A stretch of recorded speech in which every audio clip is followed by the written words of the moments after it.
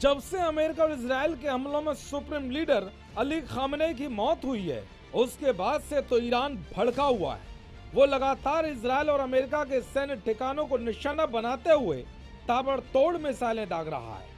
अब ईरान ने अचानक ऐसा हमला किया है जिसने पूरी दुनिया में हड़कंप मचा दिया है, क्योंकि ईरान ने वो कर डाला है जिसकी किसी को उम्मीद भी नहीं थी। खबर है कि ईरान की सेना ने इजराइल के प्रधानमंत्री नेतन्याहू के ऑफिस पर खैबर मिसाइल से भीषण हमला किया है। साथ ही इजराइल के एयरफोर्स कमांडर के ऑफिस पर भी मिसाइलें दागी गई हैं।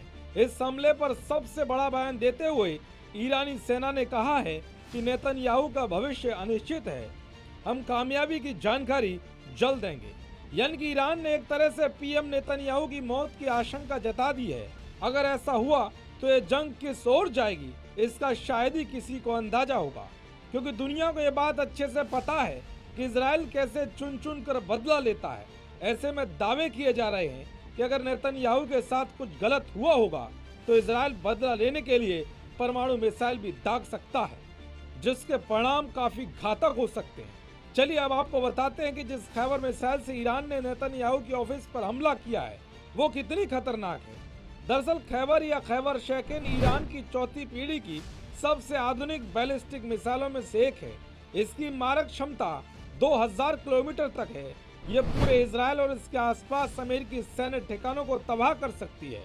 ये लगभग 1500 किलोग्राम वजन का विस्फोटक या वॉरहेड ले जा सकती है। जाहिर है कि अगर ईरान की सेना ने नेतन्याहू के ऑफिस पर इस मिसाइल से हमला किया है तो तबाही भीषण मचाई होगी। और जिस तरह की ईरान की सेना ने दावे किए हैं वो कहीं ना कहीं मिडिल ईस्ट में बहुत बड़ा खतरा पैदा करने वाला है। ये ईरान की ओर से इजराइल पर किया गया 10वां तगड़ा हमला है। यह हमला ऐसे वक्त में हुआ है जब कुछ घंटे पहले ही ईरान ने कहा था कि उसके परमाणु साइट पर अमेरिका और इजराइल ने भीषण हमला किया है।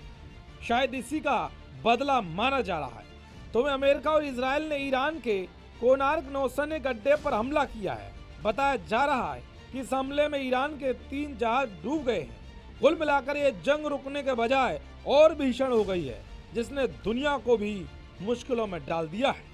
युधिष्ठिर उपाध्याय की रिपोर्ट, जी मीडिया।